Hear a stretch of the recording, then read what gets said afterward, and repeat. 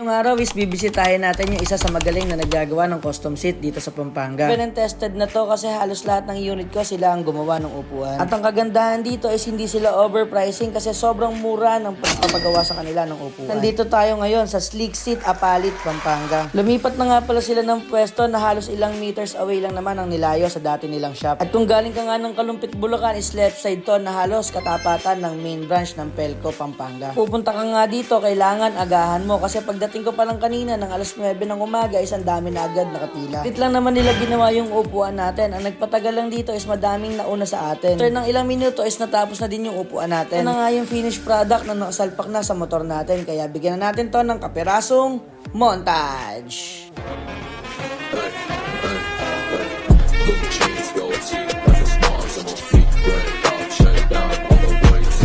At kung umabot ka nga sa dulo ng video to, please wag mong kalimutan i-like and i-follow yung page natin. Thanks!